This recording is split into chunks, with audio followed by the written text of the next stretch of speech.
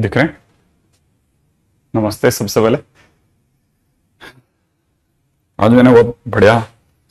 अच्छा हाँ, एक सेकेंड पहले, इससे पहले कि अपन ये बात करें, ये बताइए कि कल मैंने आपको काम में दिया था डिटर्मिनेंट्स जेई एडवांस। रेडी हैं? डिटर्मिनेंट्स का जेई एडवांस।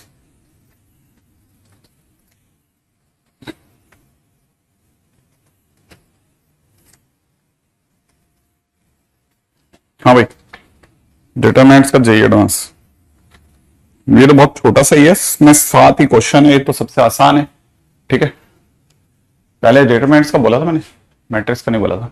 डन है सारे के सारे, वेरी गुड। ठीक है, देखो क्वेश्चन नंबर 7 में बता देता हूं फटाफट से। क्वेश्चन नंबर 7 ऑलरेडी आपकी कॉपी में, ठीक है, तो वो बहुत वहां से उड़ जाएगा। क्वेश्चन नंबर 6 की बात करते हैं ना।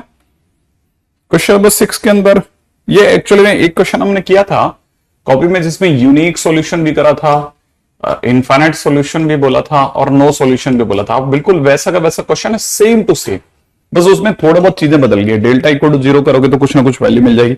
शायद डेल्टा इक्वल टू 0 से बीटा इज इक्वल टू, जैसे आप डेल्टा इक्वल टू 0 करोगे ना तो उससे आपको मिल जाएगा ये बीटा वाली बात। तो जो लिखा है ना ऑप्शन में 1/2 7 अल्फा -3, ये बेसिकली डेल्टा इक्वल टू 0 से आ रहा है। ठीक है, और जो गामा इक्वल टू में 28 है ना, ये शायद डेल्टा 1 इक्वल टू 0 से आ रहा होगा। डेल्टा 1 इक्वल टू 0 से शायद ये आ रहा है। ठीक है, उससे गामा की वैल्यू आ रही है कितनी, 28। अब आपको सोचना है कि भाई डेल्टा 0 हो और डेल्टा 1 0 ना हो तो क्या कैसे सोचना है ना। अच्छा, उससे पिछला क्वेश्चन क्या है, क्वेश्चन नंबर 5। ठीक है, तो क्वेश्चन नंबर 5 की बात करते हैं। क्वेश्चन नंबर 5 में दे रखा है ax प्लस में कितना 2y इज इक्वल टू में लैम्डा, यहां दे रखा 3x minus 2y is equal to mu. तो देखो a/3 is equal to minus, unique solution होगा तो a/3 is not equal to -2/2 हो जाएगा। ठीक है ना, तो मतलब a is not equal to -3 होने पे यूनिक सॉल्यूशन का आंसर हो जाएगा, देख लेना। ठीक है, जैसे बी ऑप्शन यही खुल गया, ये तो काम ही खत्म हो गया। चलो अच्छा, दूसरा, अगर by the way unique solution के बाद में अपन ले लेते हैं नो सॉल्यूशन। नो सॉल्यूशन कब होगा, जब a/3 जो हो वो -2/2 के बराबर हो but not equal to lambda upon mu. ठीक है ना, तब अपने पास में नो सॉल्यूशन आ जाएगा। नो सॉल्यूशन आएगा तो इसका मतलब a जो है वो -1 हो but lambda plus mu not equal to 0 हो जाए। ठीक है, तो नो सॉल्यूशन वहां से गिन लेना, बने lambda plus mu not equal to 0 but a is equal to -3, a is equal to -3। D option खुल गया लो। ठीक है, और उसके पहले वाले में अगर आप देखेंगे तो अब कौन सा रह गया, नो सॉल्यूशन, यूनिक सॉल्यूशन और इनफाइनाइट सॉल्यूशन। इनफाइनाइट सॉल्यूशन तब आएगा जब a/3 इज इक्वल टू में -2/2 हो इज इक्वल टू में लैम्डा अपॉन में म्यू हो जाए, माने a की वैल्यू -3 हो और lambda plus mu equal to 0 हो जाए। ठीक है, तो इनफाइनाइटली मैंने सॉल्यूशन आ जाएंगे, सी ऑप्शन खुल गया। तो ए बी सी ऑप्शन, मतलब ये तो जिस साल 2016 में तो कोई किस्मत वाली जनता ही गई होगी भाई साहब, ये 12th क्लास के लेवल का काम खत्म हो गया। ठीक है, अच्छा तो ये देखो अब क्वेश्चन इतना सिंपल है। उससे पहला क्वेश्चन नंबर 4 जो है सिंपल ओपन कर देना। क्वेश्चन नंबर 4 में सिंपल ओपन कर देना, आपका क्वेश्चन खत्म हो जाएगा। क्वेश्चन नंबर 3 मैंने कॉपी में करवा दिया, ये भी बता दूं आपको, राइट है। तो क्वेश्चन नंबर 3 वहां खत्म हो गया। अब क्वेश्चन नंबर 3 के बाद आ जाइए, कौन सा वाले पे बात करते हैं, क्वेश्चन नंबर 2 पे। ठीक है, ये थोड़ा पेचीदा है, मैंने आप देखो अगर गौर से देखोगे तो क्रॉस मल्टीप्लाई करने पर एक अपने को इक्वेशन मिल रही है y प्लस जेड इंटू में कितना मिल रहा है cos 3 theta is equal to में xyz sin 3 theta.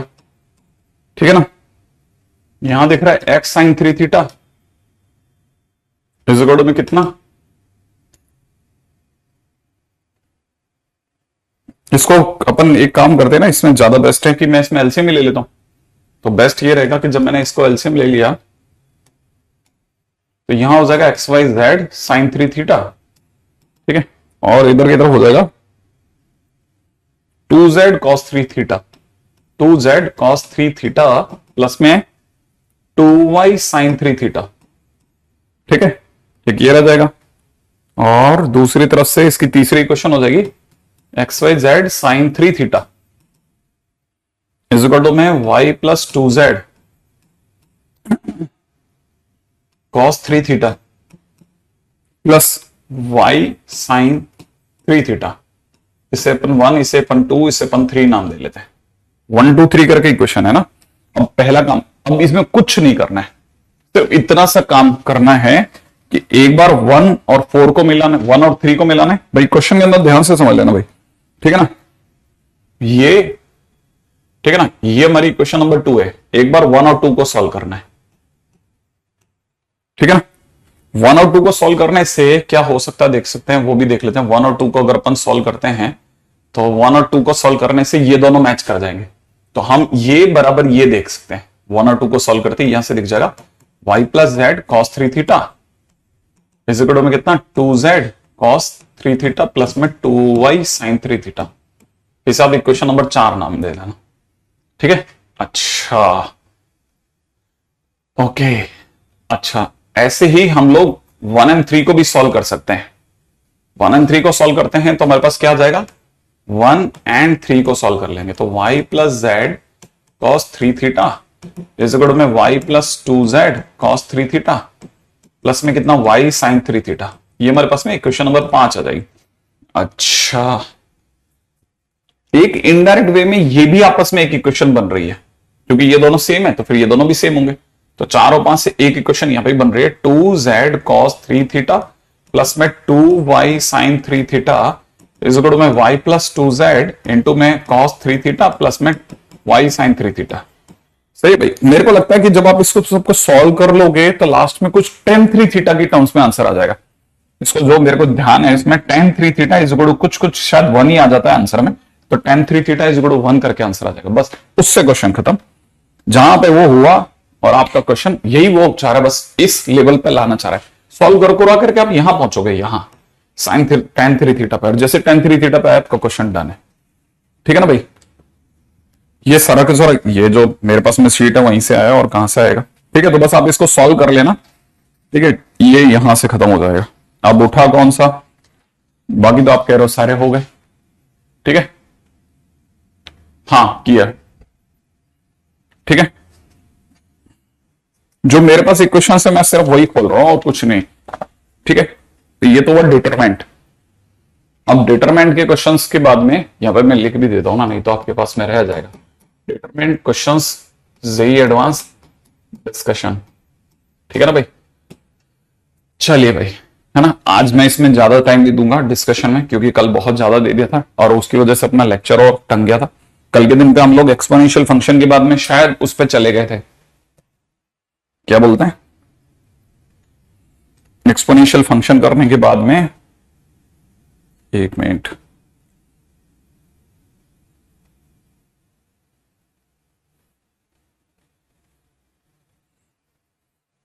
Exponential function करने के बाद लॉग पे चले गए थे ना। अब जरा लॉग के क्वेश्चंस भी देख लेते हैं।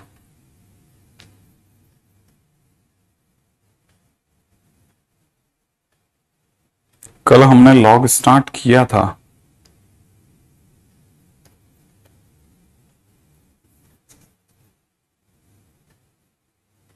है ना। चलिए आज थोड़ा सा इस पे रहेंगे, अपन फंक्शन पे ही बाउंड रहेंगे।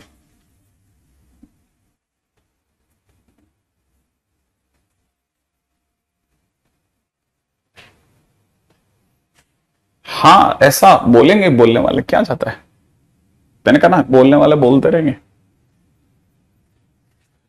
देखिए मैं आपको बताता हूं, जो लोग ये कहेंगे कि ये जेई एडवांस का मटेरियल है ना, उनसे जेई एडवांस का मटेरियल नहीं होगा। मतलब मान के चल लो कि मुश्किल से 2 या 4 बच्चे ऐसे होते हैं पूरी क्लास के दौरान, जो भी देखता हूँ पूरी क्लास सामने, हम तो सामने बैठते हैं इसलिए मुझे पता है, ठीक है। इस समय तो शायद मेरा दादा कॉलेज जो वहां की सबसे बड़ी क्लास है उसमें भी मैं सामने ही हूं, तो मेरे को पता चलता है कि इतने बच्चों में से मुश्किल से 4 या 5 ऐसे बच्चे जिनमें वो मटेरियल है, बाकी अधिकतर बच्चे सिर्फ और सिर्फ डिस्कशन के लिए खड़े होते हैं, ठीक है। और रही बात जिस लेवल का, मतलब हम लोगों का ये जो मटेरियल है ना, इट इज गारंटेड कि कोई भी बच्चा वन सिटिंग के अंदर मतलब वहां हमारे सामने बैठ जाए, ठीक है, हम अपनी चॉइस पे चैप्टर दे देंगे, वो अपना पढ़ करके बैठ जाए कि हाँ मैंने पढ़ लिया है।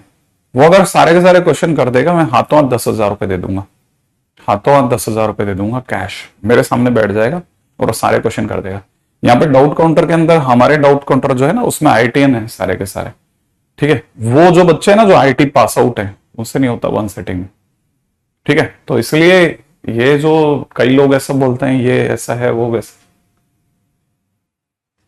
मस्त रही है, इन आंखों ने बहुत दुनिया देखी है, ठीक है। वो सिर्फ मटेरियल कैसा है इसी पे बात करेंगे और किसी भी बात नहीं करेंगे, मटेरियल पे ही बात करेंगे। वो ये पूछेंगे आपसे कि सिंगेज करा जाए कि ये वाला मटेरियल करा जाए, ठीक है ना। वो एक्चुअल में सिर्फ आपसे जानना चाहते हैं, वो करना नहीं चाहते। तो जिस दिन करना चाहेंगे ना, उस दिन वो करके आएंगे और फिर बताएंगे सर ये कर लिए, अब बताओ और क्या किया जाए। जिस दिन वो करके आएंगे वो उस दिन पूछेंगे कि हाँ सर ये हो गया, वो पीछे वाला अब और इसके सिवा क्या किया जाए। लोगों से किसी भी इंस्टीट्यूट की शीट पूरी नहीं बनती, वो बाहर ढूंढ रहा है, वो एक्चुअली बाहर ढूंढ रहा है, बाहर। वो पता है मृग जैसा है, मृग जैसा, वो बाहर दुनिया में खुशबू सर्च कर रहा है, अंदर है उसके, अंदर है उसके, ठीक है। हाँ, उसको बाहर कुछ किसी की जरूरत नहीं। किसी भी एक इंस्टीट्यूट, मैं तो कहता हूं किसी भी एक इंस्टीट्यूट की पूरी शीट कर ली ना, शिद्दत से पूरी शीट, एक एक क्वेश्चन उसने अगर लगा रखा है टेस्ट पेपर में बकायदा, एकदम ईमानदारी से चलता है, ठीक है, तो ही आप समझ लो जिंदगी पार है, जिंदगी पार। ऐसा हो ही नहीं सकता कि आपकी जिंदगी कहीं अटक जाए, मान ही नहीं सकता, ठीक है, मैं मान ही नहीं सकता, ये मैं मान ही नहीं सकता। तो जितने भी ऐसे है ना, मैं इसीलिए ये जो ग्रुप वगैरह होते हैं ना, मैंने इसमें कल बोला भी था आपको कि वो आपके साथ में क्या करेंगे ना, वो आपके साथ गेम खेलेंगे, माइंड गेम। क्योंकि ये सारे वो नहीं है जो आप समझ रहे हो, ये सारे स्टूडेंट्स नहीं है। मैं आपको फिर बोल देता हूं, उनमें से कुछ लोग ऐसे भी हैं जो सिर्फ आपको यही गंदगी फैलाने के लिए आए हैं। आप यकीन नहीं करेंगे, किसी टाइम पे कोई एक एंटी इंस्टीट्यूट जो ऑनलाइन के अंदर है, ठीक है ना, उसके लिए बोला जाता था यार ये तो बिल्कुल एकदम थर्ड क्लास मटेरियल है, लोगों से वो भी नहीं हुआ, ठीक है ना। ऐसा कुछ नहीं है, पता है, आप लोग बहुत बोलते हैं, मैं कहता हूं आप किसी की मत सुनो, आपको तो सिलेक्ट होना है ना, सिलेक्ट होके जाना है ना, आप क्यों दिमाग लगा रहे हो। आप सिर्फ उसकी सुनो जिसको आपने पैसा दिया, ठीक है। वो क्या कहता है, अगर वो कहता है कि साहब और ले लो आप इसके सिवा, तो वो ईमानदारी से कह देगा कि नहीं आप और कुछ लगा लो यार, हमारा वाला तो बेकार है, ठीक है। आप कई बार देख रहे होंगे ना, तो आप कई बार, जैसे कई बार रेस्टोरेंट वगैरह में थोड़ा लेट जाएंगे ना, तो वहां का बहरा थोड़ा हिचकिचाता है, ठीक है, कि सर ठीक है खाना अच्छा है। जब आप उसकी बॉडी लैंग्वेज देखोगे ना, तो आपको तुरंत रियलाइज हो जाएगा यार वो खुद सेटिस्फाइड नहीं है, वो आपको जाने के लिए कहना चाहता है कि सर कहीं और खा लो, यहाँ का तो बचा हुआ है, ज्यादा अच्छा नहीं है, ठीक है, इट इज बेटर। तो बेसिकली वो आपको जाने के लिए कहना चाहता है, लेकिन आप समझ ही नहीं रहे हो।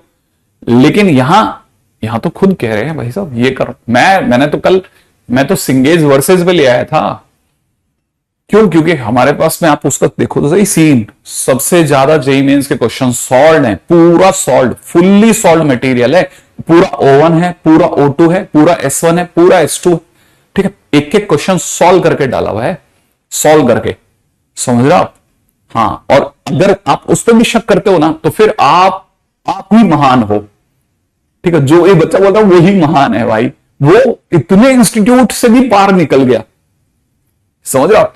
इतने इंस्टीट्यूट, मतलब जितने भी सो कॉल्ड सारे बड़े बड़े इंस्टीट्यूट से भी बाहर निकल गए, वो उससे भी बड़ा कोई दादा आया है, ठीक है, जिसकी कोई औकात नहीं है। मैं आपको सच बताऊं तो आप सोच सकते हैं किसी सबसे, मतलब यहां कोटा के सबसे बड़े इंस्टीट्यूट के मटेरियल के भी पार जाके कोई सर्च कर रहा है, उसके पार जाके भी कोई सर्च कर रहा है, ठीक है। उस बच्चे का नाम लिख लेना, ठीक है, IIT1 IIT1 IIT1 करके डाल देना, मेरे को दिख जाएगा कि जो भी बच्चा मटेरियल पे ज्यादा घूम रहा है ना, ज्यादा बकवास कर रहा है, उसका नाम IIT1 रख देना। हम उससे पूछते रहेंगे भाई रैंक 1 ला रहा है कि नहीं ला रहा, ठीक है, अपन ही पूछते रहेंगे, ठीक है। इस बार रैंक 1 भाई की आएगी, भाई की रैंक 1 है, भाई की रैंक 1, ठीक है। झांकियां हैं झांकियां साहब, मैंने कहा ना झांकियां हैं झांकियां। अपन चलते हैं आगे, इससे ज्यादा उसको भाव देना मेरे लिए तकलीफ दे हो जाएगा। क्वेश्चन में चलते हैं, देखिए सब y इज इक्वल टू में दे रखा है log बेस में 3, सबसे पहले log x बेस 4 मॉड में, ठीक है। फाइंड डोमेन, आप तो डोमेन बताओ भैया, सारी बातें बंद करो, डोमेन बताओ, डोमेन।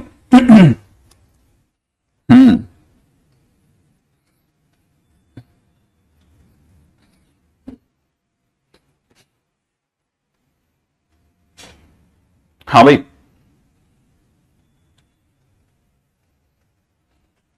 यही वो लोग थे जो रोज आते थे, एक ही क्वेश्चन पूछते थे नियम से, हार्ड कॉपी कब आएगी, हार्ड कॉपी कब आएगी। अब आ गई। हमने यहाँ पे नाम लिखे थे, पता है आपको, हमारे यहाँ पे बैठे हुए भैया ने नाम लिखे थे एक एक बच्चे के। जो भी हार्ड कॉपी का नाम लेता था ना, हमने नाम लिखवा लिए थे, किसका नाम लिख लो। हम अपनी शीटें मिला लेंगे और उनके नाम पब्लिकली डिस्क्लोज करेंगे कि इसको हार्ड कॉपी चाहिए थी बट उसने ली नहीं है। हाँ, वही ना। 380 रुपए में आप उसको, उसके पेजेस गिनो, नंबर ऑफ पेजेस 380 रुपए में दे दिया। माने अगर भाई आप सिंगेज की उसी साइज की बुक लोगे, 700 रुपए आप प्यार से पे करते हो आप। हाँ भाई, आ गया इसका आंसर। तो देखिए सब अलग अलग लोगों का अलग अलग राय है। आप मुझे बस, दर्शन तुम्हारे को तो खुली छूट है, कोई भी बकवास करे आउट।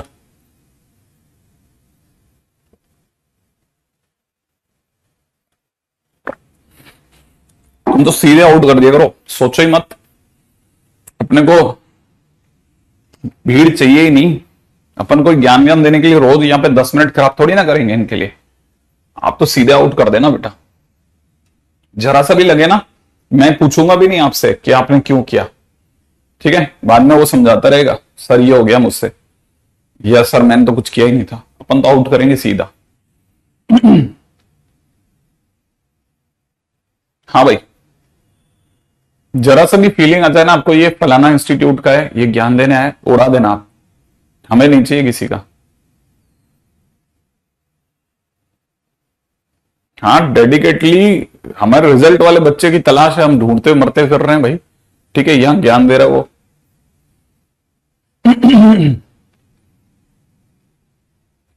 हाँ भाई, देखिए अगले क्वेश्चन के ऊपर बात करते हैं। देखिए इस क्वेश्चन के अंदर खास बात क्या है, यहाँ मॉड है। जब भी मॉड होता है ना, तो बस सिर्फ f x not equal to 0 पे चर्चा होती है, क्योंकि है ना, लॉग को जिस चीज का डर है वो है पॉजिटिव नेगेटिव होने का। ये मॉडुलस जो है पॉजिटिव होने की गारंटी लेके बैठा है, बस सिर्फ जीरो ना हो जाए, हम ये चाहते हैं। तो मतलब जो अंदर का फंक्शन है वो जीरो ना हो, माने लॉग एक्स बेस 4 जीरो ना हो, माने एक्स जो है वो 1 नहीं होना चाहिए, एक चीज। तो दूसरी चीज, इस लॉग से हमने पूछा कि तुझे क्या चाहिए, तो इसने तो कह दिया भाई अंदर वाले को जीरो होने से रोकना। अब इससे भी तो पूछा जाएगा अंदर जाकर के कि भाई तुम्हें क्या चाहिए।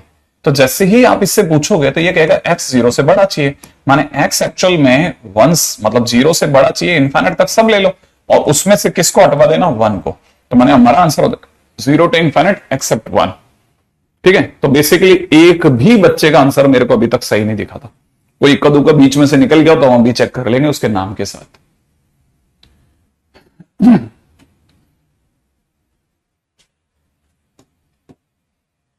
है ना भाई, चलिए अगला क्वेश्चन करते हैं। हाँ भाई, नेक्स्ट क्वेश्चन करें, अगले क्वेश्चन पे बात।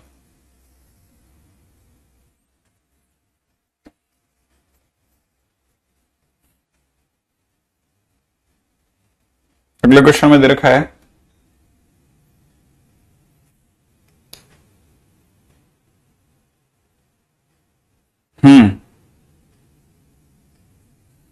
Next question, y is equal to में दे रखा है लॉग बेस में 2, यहां पे दे रखा है लॉग एक्स बेस, लॉग यहां पे 0.2 ले लेते हैं, अंदर लेंगे ना 0.3, फाइंड डोमेन। ठीक है, फाइंड डोमेन, देखें इसका क्या आंसर लाते हैं आप।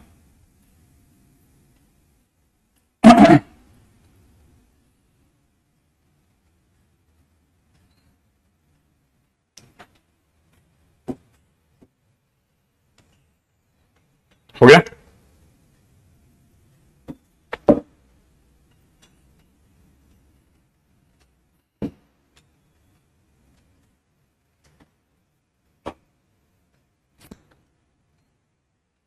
रविकांत 0 से इन्फिनिट, देखते हैं बेटा।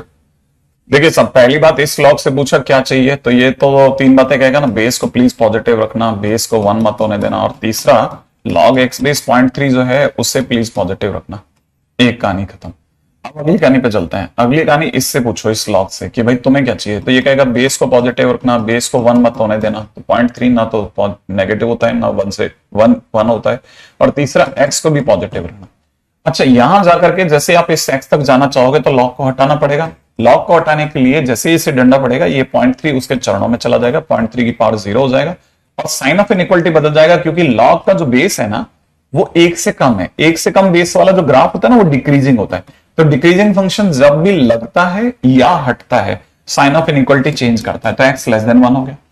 अच्छा, ये क्या कह रहा है, x 0 से बड़ा रखना, x 0 से बड़ा रखा, और ये वाली पार्टी कहती है कि x 1 से छोटा रखना, तो 1 से छोटा रखा, माने x belongs to 0 to 1 is the right answer. ठीक है, इतने छोटे क्वेश्चन अपन लोग लगा रहे हैं, ठीक है, सिर्फ इसलिए कि आप में से कई लोग जो है फटाफट से क्वेश्चन कर लें। अगला question, ready?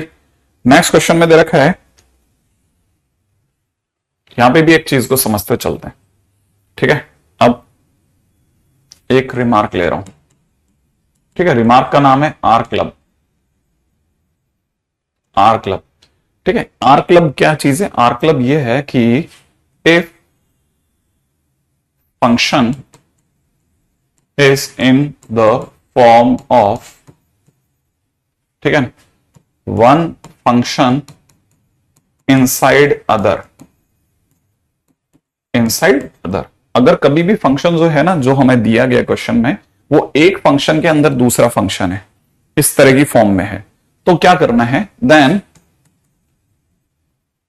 If function outside, then if function outside is having domain R, we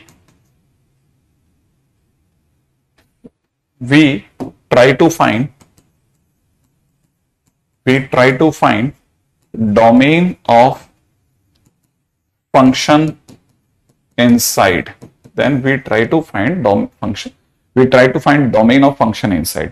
इसका क्या मतलब है? इसका ये मतलब है कि जैसे मान लीजिए एक फंक्शन इस तरह से दिया हुआ है कि हमको किसी ने क्वेश्चन में दे दिया कि y इज इक्वल टू में मॉडुलस ऑफ, ठीक है, या फिर यहां किसी ने दिया y इज इक्वल टू में sine of log x minus 3, मान लो ऐसा कोई क्वेश्चन दिया और किसी ने कहा डोमेन बताइए, ठीक है। तो हम क्या करते हैं, डोमेन हमेशा बाहर से स्टार्ट करते हैं। बाहर जो फंक्शन मिला हुआ है साइन का डोमेन r है, ठीक है ना। तो जैसे डोमेन आर होगा ना, तो ये हम इससे पूछताछ करना बंद कर देंगे, अब हम अंदर चल लेंगे, ठीक है। कहने का मतलब हम लिखेंगे कि domain of y equal to में sine of log x minus 3 is equal to domain of y equal to में log x माइनस 3। हम ये मान लेंगे कि अगर बाहर वाला फंक्शन का डोमेन आ रहा है तो इसको तो हटाओ, सीधा अंदर वाले फंक्शन का डोमेन ही कैलकुलेट करना है, ठीक है। अब अंदर कौन है? अंदर है log, और log क्या चाहता है? log हमेशा चाहता है कि उसके अंदर बैठा हुआ फंक्शन कैसा हो, पॉजिटिव हो। तो आप x ग्रेटर देन 3 करके अपना आंसर कोट कर दोगे, मान x belongs to 3 to infinite।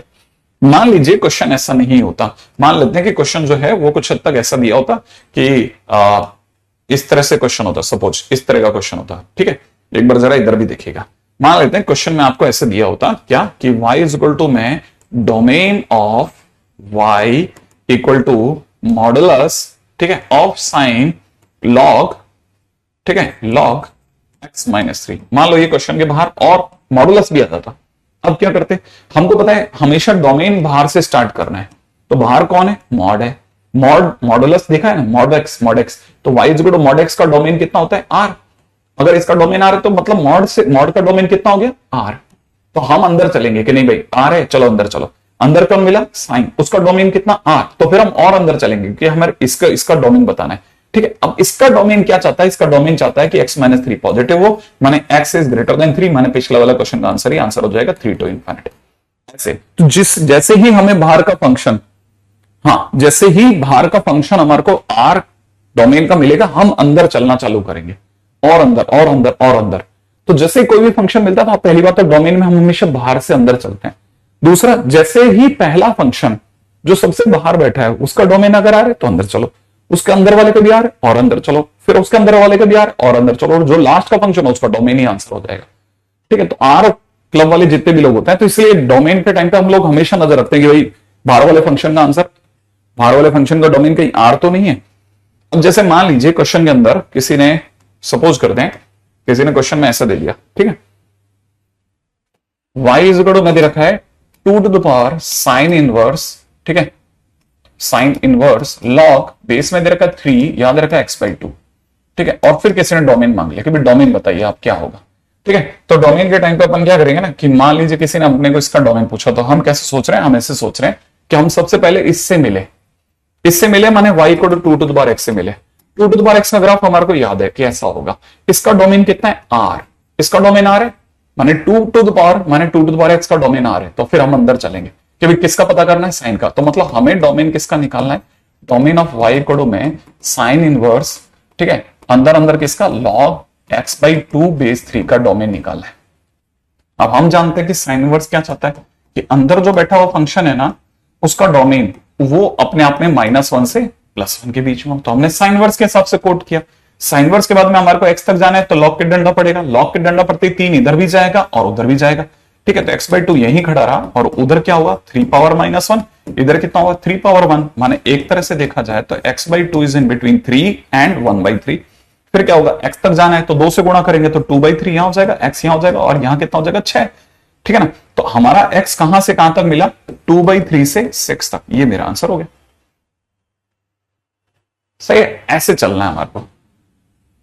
यहां तक की बात समझ में आ गई है ना। अब जैसे मैं पहली चीज ये समझाने की कोशिश कर रहा हूं कि जब डोमेन आ रहा हो तो क्या करना है, तो आपके दिमाग में ये नहीं आना चाहिए कि डोमेन आर नहीं हो तो क्या करना है, पहले इसको सीख लेते हैं फिर उस पर चलेंगे जो डोमेन आर ना हो तो। ठीक है, अच्छा पहले सबसे पहले ये सीख लेते हैं डोमेन। अच्छा, इसके बगैर अब तक अपन आ रहे थे तो जिनमें डोमेन नहीं आर नहीं था तो उस पर बात कर ही रहे थे ना। ठीक है, अब तो हमने ये सीखा इतना। अब जैसे मान लीजिए क्वेश्चन में किसी ने दे दिया y इक्वल टू में a टू द पावर में दे रखा है, ठीक है, कॉस इनवर्स है ना, लॉग बेस में दे रखा है e, यहां दे दिया x²/2, ठीक है, और यहां ले लेते हैं अंडर रूट, फाइंड डोमेन। अब डोमेन बताएं क्या होगा देखें। ठीक है, पहले एक बार ये चेक कर लेते हैं फिर उसके बाद बात करते हैं ना, फटाफट से इसको चेक करते हैं फिर उसके बाद चर्चा करते हैं फटाफट। आप दोनों का मर्ज करके मॉड्यूल ले लो भाई। ठीक है, हाँ भाई जल्दी नेक्स्ट पे बात करेंगे, नेक्स्ट पे आ जाओ, नेक्स्ट पे। अगर आपसे बन गया तो बहुत बढ़िया, क्लासिक जल्दी से चलें, जल्दी से, इस पे तो टाइम लगाना ही नहीं है अपने को। अच्छा देखो, अब समीर ने तुमने बहुत अच्छा क्वेश्चन पूछा कि सर लॉग का नहीं निकालेंगे क्या। हाँ बिल्कुल सही बात है, इस तरह के क्वेश्चंस में लॉग का डोमेन निकालने की जरूरत नहीं, वो ऑटोमेटिकली जैसे ही आप उसे -1 से +1 में बाउंड करोगे वो अपने आप को सही एडजस्ट कर लेगा। क्यों, क्योंकि जो लॉग का ग्राफ है उसको आपने उसकी रेंज को -1 से 1 में कर दिया। तो रेंज अगर बाई द वे -∞ से +∞ में कहीं भी होती है ना, तो लॉग अपने आप खुद को एडजस्ट कर लेता है, उसके एक्स को अपने आप ही सही कर लेता है, माने आपको लॉग देखने की इसमें जरूरत नहीं पड़ेगी। ठीक है, हाँ भाई बन गया क्या आपका।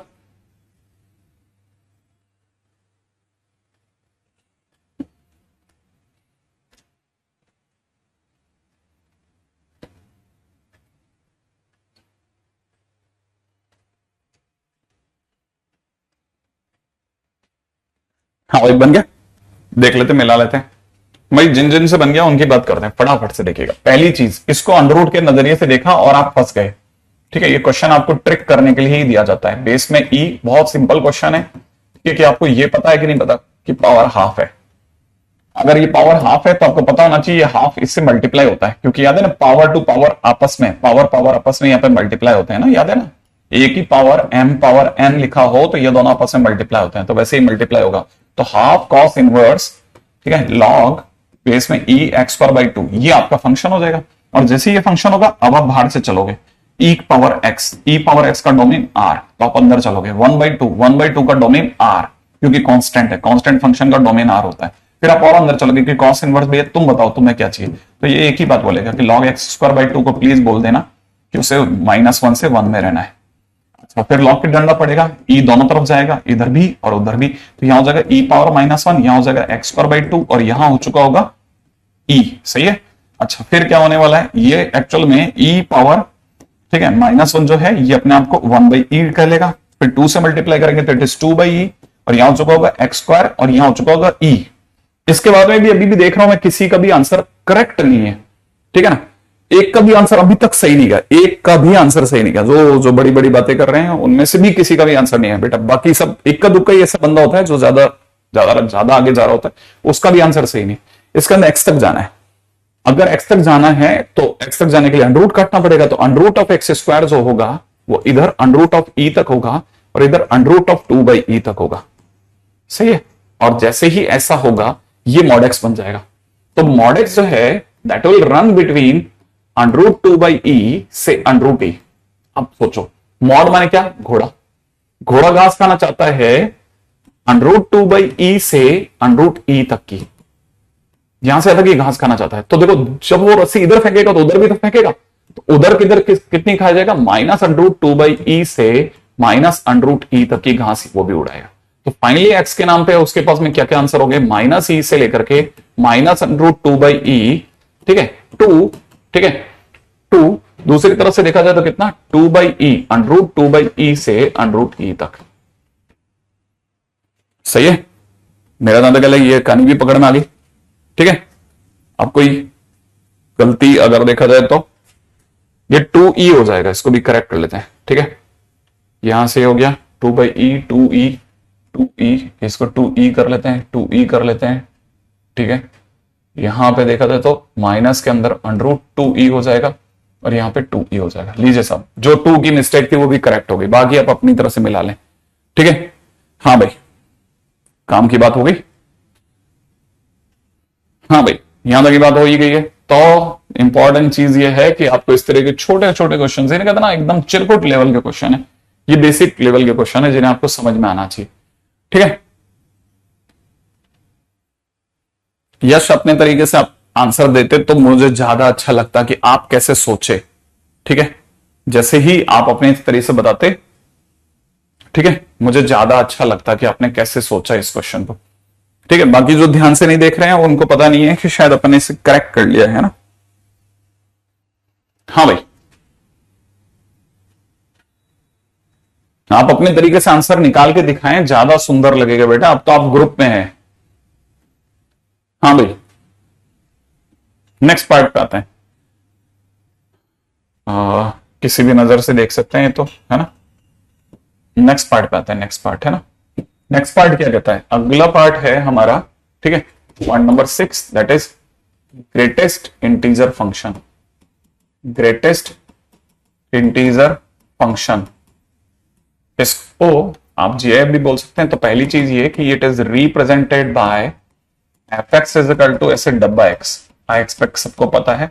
दूसरी बात भी, ये भी बात सबको पता होनी चाहिए कि ग्रेटेस्ट इंटीजर x जो होता है ना, ठीक है, गिव्स इंटीग्रल वैल्यू, ठीक है, लेफ्ट साइड इंटीजर्स वैल्यू, उल्टा I must say left sides integers value, ठीक है, left side integers value for non integers, for non integers. Non integers के लिए हमेशा लेफ्ट साइड की इंटीग्रल वैल्यू देता है, ठीक है। जैसे क्वेश्चन के अंदर अगर मान लीजिए किसी ने आपको 2.48 दे दिया तो 2.48 का ग्रेटेस्ट इंटीजर 2 होगा। क्यों होगा, क्योंकि 2 और 3 के बीच में 2.48 यहां कहीं पड़ेगा। जैसे आप इसे ग्रेटेस्ट इंटीजर बनाएंगे, नॉन इंटीजर होने पर ये लेफ्ट की ओर भागेगा और लेफ्ट में 2 से टकरा जाएगा, ठीक है। सेम वे अगर किसी ने भी अगर -3.7 लिखा तो -3.7 जो होगा उसकी वैल्यू -4 होगी। क्यों होगी, क्योंकि -3 यहां होता है, -4 यहां होता है, माइनस का 3.7 इधर होता है। तो जैसे आप ग्रेटेस्ट इंटीजर पहनेंगे लेफ्ट की ओर भागेगा तो -4 वैल्यू दे देगा। बहुत छोटी बात है लेकिन फिर भी पता होनी चाहिए ना। लेकिन जैसे अगर किसी ने 4 रखा तो 4 का ग्रेटेस्ट इंटीजर 4 होगा। अगर -16 है तो -16 का ग्रेटेस्ट इंटीजर -16 ही होगा, पहली चीज। अच्छा, दूसरा, सबको इसका ग्राफ का आइडिया है, जिन्हें नहीं है वो ध्यान से सुनना कि ग्राफ ऑफ वाइज में ग्रेटेस्ट इंटीजर एक्स कैसा होता है ना। अगर इसकी बात की जाए तो ग्रेटेस्ट इंटीजर का ग्राफ जो होगा वो इस तरह से कुछ बन जाता है ना। अगर देखेंगे तो ये, ठीक है, वेरी गुड।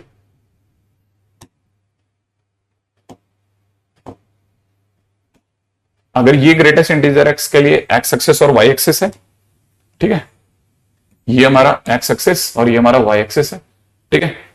अब हमको बस इतना सा आइडिया रखना है कि जब भी ग्राफ बनेगा तो इस तरह से बनता है। ग्रेटेस्ट इंटीजर इस तरह से काम करता है कि 0 से लेकर के और 1 तक की वैल्यू, 0 से लेकर के 1 तक की हर वैल्यू का आंसर 0 होता है, ठीक है।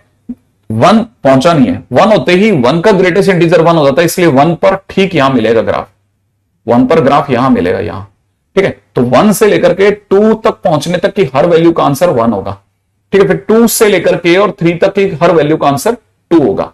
मैंने यहां पे दिखा रहा हूं, ये चीज 2 है, ये चीज 3 है। 3 पे पहुंचे नहीं हो, 3 पर आप यहां हो, 3 पर आप यहां हो, 3 पर आप ऊपर हो, ठीक है। 3 से जस्ट पहले तक की सारी वैल्यूज का आंसर ये 2 देगा। 3 से पहले माने 2.9999 जितना मैक्सिमम तक जा सकता है, वहां से पीछे 2 तक की हर वैल्यू का ग्रेटेस्ट इंटीजर 2 देगा।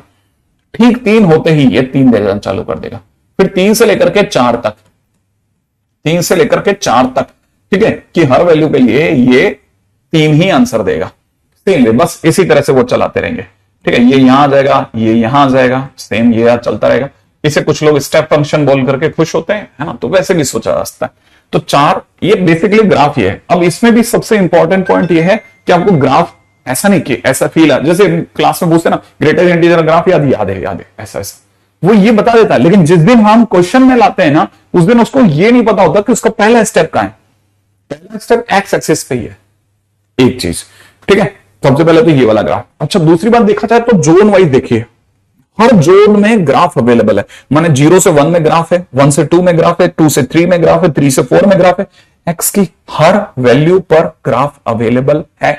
इसका मतलब इसका domain x belongs to R हो गया, इसका domain x belongs to R हो गया, पहली चीज। दूसरी बात, हर बार इसका आंसर एक इंटीजर है, इसलिए क्योंकि आंसर इंटीजर है और आंसर माने रेंज होता है, इसलिए इसकी रेंज, ठीक है ना, y बिलोंग्स टू इंटीजर हो गई। ये हर बार इंटीजर आंसर देता है। एक एक चीज बात समझ के चलना, ठीक है, एक चीज। अब दूसरी बात पे बात करते हैं। ये तो छोटी छोटी चर्चाएं हैं, है ना, इसमें इतना इंपॉर्टेंस नहीं है। अब आगे की बात सोचते हैं, है ना। आगे की बात क्या है? आगे की बात यह है कि अगर किसी बच्चे ने यहां से ये लाइन मिलाई, तो ये वाली line y equal to x है। अगर किसी ने पीछे वाली लाइन मिलाई, ठीक है, अगर किसी ने पीछे वाली लाइन मिलाई, तो ये पीछे वाली लाइन y इक्वल टू में x माइनस 1 है, ठीक है। ये एक नीचे है, ये -1 पे है ना। इसका मतलब ये कि अगर जैसे मान लीजिए मैं 2.5 पे खड़ा हूं और 2.5 से मैंने लाइन फेंकी है, सपोज कीजिए मैंने 2.5 से लाइन फेंकी, तो 2.5 से पहली लाइन मेरी x-1 पे टकराएगी।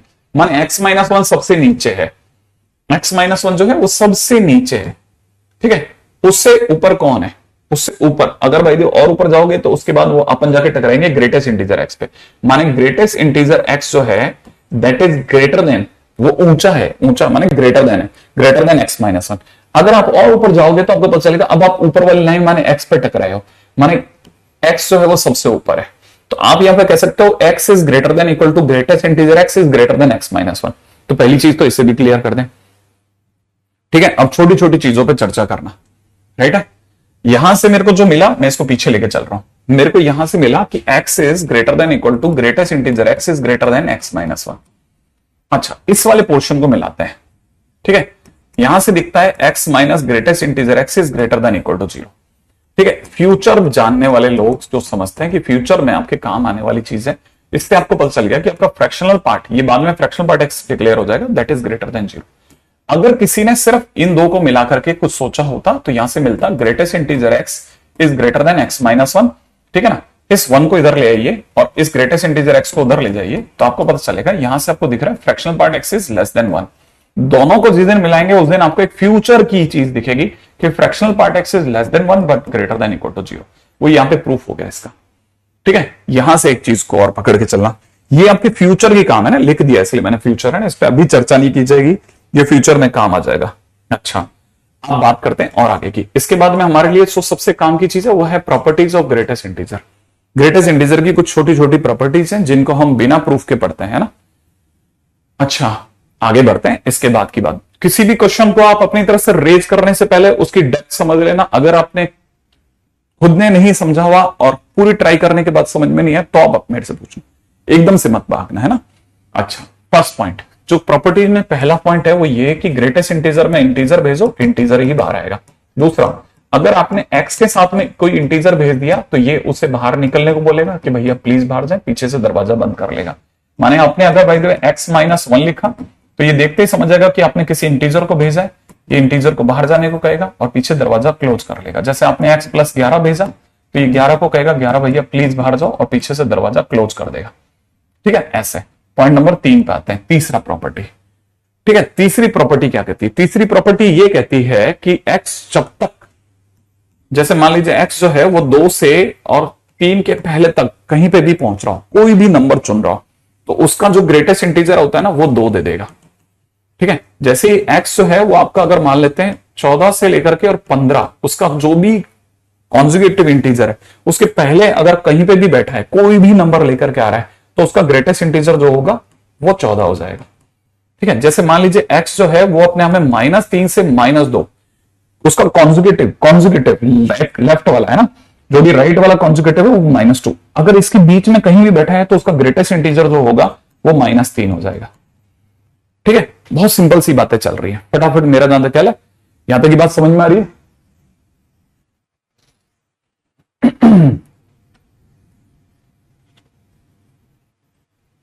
आई न्यू, बड़ी बड़ी बातों वाले रोशन भैया।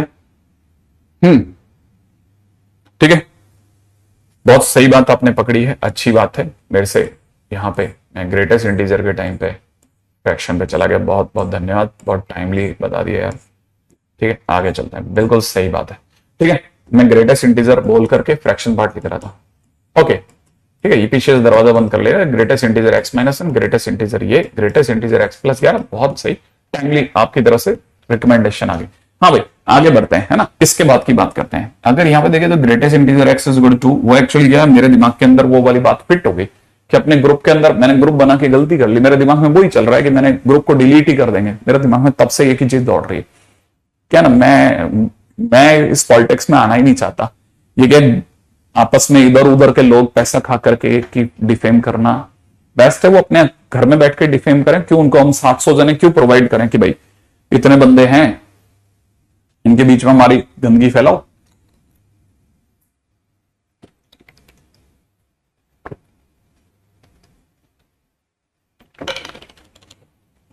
उनको तो बहुत आसान मीडियम दे दिया आपने। तो ये सब मैंने जूम के जमाने में बहुत देखा, पैसे खा खा करके कि दूसरे की तीसरे से मिलाना। हाँ भाई, अच्छा अगले बिंदु पे आते हैं। तो x जो है ना वो अपने आप में 2 से 3 के बीच का कोई भी नंबर लेगा तो उसका ग्रेटेस्ट इंटीजर 2 देगा। 14 से 15 के बीच का कोई भी नंबर होगा तो उसका ग्रेटेस्ट इंटीजर 14 होगा। लेकिन हम इसे उल्टा याद रखते हैं। कैसे? अगर कोई भी हमें ग्रेटेस्ट इंटीजर x के नाम पे n देता है तो हम समझ जाते हैं कि x जरूर उस नंबर से उसके राइट वाले नंबर के बीच का कोई नंबर लेके बैठा है। माने अगर किसी ने जैसे ग्रेटेस्ट इंटीजर x = मुझे 27 दिया है तो मैं देखते ही समझ जाऊंगा कि जरूर अंदर जो बैठा हुआ x है वो 27 से स्टार्ट हुआ होगा और 28 से पहले का कोई भी नंबर लेके आया होगा। माने कहने का मतलब हो सकता है उसने 27.4 लिखा हो तो 27 मिल रहा है। हो सकता है उसने 27.99 लिखा हो, 27.99, तो उसका ग्रेटेस्ट इंटीजर भी 27 मिलेगा। हो सकता है उसने ठीक 27 ही लिखा हो तो भी 27 ही मिलेगा। इसका मतलब ये कि अगर आंसर 27 आ रहा है तो जरूर अंदर बैठा हुआ जो x है वो 27 से चालू हुआ होगा और 27.9999 तक का कोई भी नंबर हो सकता है। ठीक है ना, तो ऐसे आइडिया लगाना पड़ता है, कई बार उल्टा आइडिया लगाना है ना, तो बस ये समझ के चलना कि ऐसा भी होगा। अब आते हैं पॉइंट नंबर 4 पे। चौथा पॉइंट कहता है कि greatest integer x plus greatest integer of -x जो होता है वो 2 आंसर रखता है। x अगर इंटीजर है तो आंसर 0 देता है, x अगर नॉन इंटीजर है तो आंसर -1 देता है। ठीक है, कैसे जरा समझेगा। जैसे किसी ने अपने को दे दिया 5.1, ये एक नॉन इंटीजर है तो इसी का नेगेटिव नॉन इंटीजर -5.1 होगा। आप इसे सम कीजिए तो ये मिलेगा आपको कितना, जैसे इसे ग्रेटेस्ट इंटीजर निकालोगे तो इसकी वैल्यू आ जाएगी 5, उसके पास वाले की वैल्यू आ जाएगी -6, तो ओवरऑल आंसर -1 आ जाएगा। ठीक है, ठीक है, नहीं, अपने को बाद में इस तरह की कोई सफाइयां थोड़ी ना चाहिए। जो अच्छा स्टूडेंट होता है ना वो बेचारा सफाई देता रहता है, जिसे गंदगी करनी होती है वो अपना करके निकल जाता है। ठीक है, अच्छा देखिए, अगर यहां पे जैसे एक इंटीजर डालते हैं 16, तो यहां पे उसका नेगेटिव इंटीजर जो हो जाएगा वो -16 हो जाएगा। 16 का ग्रेटेस्ट इंटीजर 16 ही होगा और पास वाले का -16 होगा, ओवरऑल आंसर 0 हो जाएगा। ठीक है, बस यही बात हमने यहां पे कही है कि इंटीजर डालोगे 0 आंसर आएगा, नॉन इंटीजर डालोगे -1 आंसर आएगा और क्वेश्चन फिनिश। ठीक है, एक काम खत्म। ये हो गया क्वेश्चन नंबर पॉइंट नंबर 4। ठीक है, ऐसा। अब अगला नेक्स्ट पॉइंट के ऊपर चर्चा करते हैं। Point number 5। पांचवी प्रॉपर्टी क्या कहती है? पांचवी प्रॉपर्टी क्या कहती है? पांचवी प्रॉपर्टी कहती है कि अगर मान लो किसी ने लिख दिया greatest integer x is in between 2 and 1। ठीक है, तो हम इसे रीड आउट कैसे करेंगे? अगर किसी ने इनइक्वालिटी डाल दी तो इसे रीड कैसे करते हैं? इसे रीड करना आ गया तो बस समझ जाओ आप बड़े से बड़ा क्वेश्चन कर लोगे। ठीक है, सब बेसिक बेसिक डाल रहा हूं ताकि गरीब से गरीब आदमी भी पकड़ ले। देखो, इसे पढ़ते टाइम पे एक दो वर्ड याद रख लेना। जैसे ही कभी भी इनइक्वालिटी के साथ ग्रेटेस्ट इंटीजर है तो इसे सही ढंग से पढ़ना है। इसे पढ़ना है ऐसा इंटीजर। ठीक है, अब इसे कैसे पढ़ेंगे? जैसे ही ग्रेटेस्ट इंटीजर इनइक्वालिटी में है, बस सिर्फ 2 शब्द बोलने हैं, ऐसा इंटीजर। अब आगे आप खुद ही देख लोगे, इसमें क्या लिखा है? ऐसा इंटीजर जो 1 से 2 तक आए, 1 से 2 तक आए। ये तो ये कहना चाहता है ऐसा इंटीजर जो 1 से 2 तक आए। अब 1 से 2 तक में कितने इंटीजर आए? 1 भी आया और 2 भी आया। तो हमको देखते पता चल गया कि इसका मतलब ये कि इसमें 1 से 2 तक 1 और 2 दो ही इंटीजर आए। अब मान लो किसी ने अगर मान लो इनइक्वालिटी के साथ ऐसा दिया होता, ठीक है, कि ग्रेटेस्ट इंटीजर एक्स और यहां पे दे दिया होता 5 और यहां दे दिया होता 1, तो इसको कैसे पढ़ते? ऐसा इंटीजर जो 1 से 5 तक आए। तो 1 से 5 तक कितने इंटीजर आ सकते हैं? 1, फिर 2, फिर 3, फिर 4, फिर 5।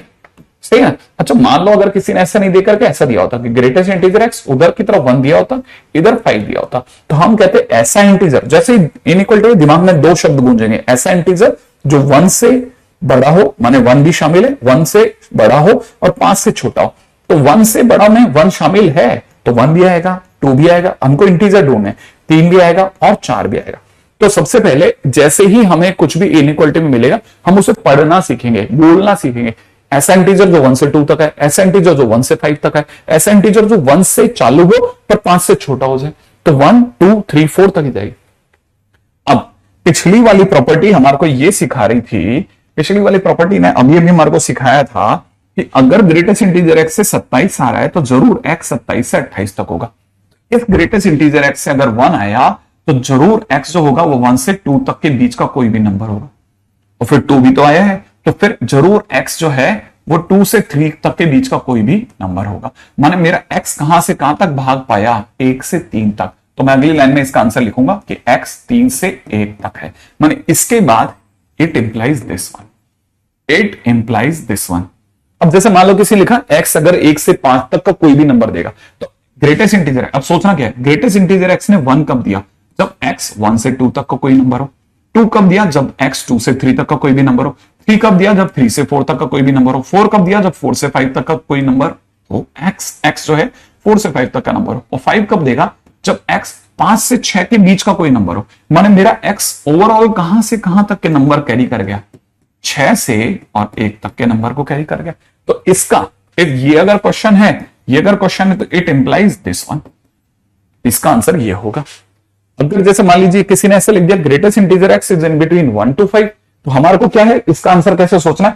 देखो हमें पता चला, पहले हमने पढ़ के नंबर लाइन पे लिख दिया कि ऐसा इंटीजर जो 1 से स्टार्ट हो और 5 से छोटा हो। माने उसने कितने कितने इंटीजर दे दिए? ग्रेटेस्ट इंटीजर 1 दिया, 2 दिया, 3 दिया, 4 दिया, क्योंकि 5 से छोटा इंटीजर तक जाना था। लेकिन उसके लिए उसको एक्स कहां से कहां तक मिला?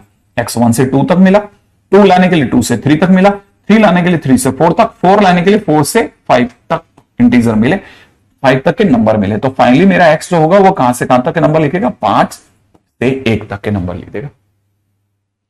ठीक है, यहां तक की बात समझ में आ रही है? बहुत क्लासिक। अब दूसरी चीज जो है ना हमारे को समझना है, ठीक है, हाँ, इसका बेसिक मैं इसीलिए शिवानंद मैं एक एक लाइन लिखवा रहा हूं, एक एक लाइन। मुझे पता है अच्छे से ही आप जैसे स्टूडेंट जिसमें होंगे तो थोड़े परेशान होते हैं, इसलिए एक एक लाइन लिखवा रहा हूं बेटा।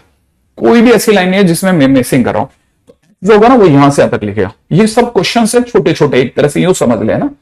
अब आगे पढ़ा रहा हूं। अच्छा देखो, हर बार हमारा जो मूवमेंट है वो लेफ्ट टू राइट हो रहा है। हम लेफ्ट से राइट की ओर मूव कर रहे हैं। ठीक है कि 1 लाना है तो x को कहां से कहां तक होना पड़ेगा, 1 से 2 तक, 2 लाना है तो 2 से 3 तक, ऐसे automatically left to right move हो रहे हैं। तो इस बात को भी ध्यान में रखना। अब आगे चलते हैं, ठीक है, आगे बढ़ते हैं। देख अब अगला क्वेश्चन समझ। अगले क्वेश्चन में किसी ने क्वेश्चन ये दिया, जैसे क्वेश्चन में किसी ने दे दिया ग्रेटेस्ट इंटीजर x है ना इज इन बिटवीन, इधर दे दिया -3 और इधर दे दिया 2। तो इसे पढ़ेंगे कैसे? सबसे पहले तो इसे पढ़ेंगे ऐसे कि ऐसा इंटीजर जो -3 से बड़ा हो और 2 से छोटा हो।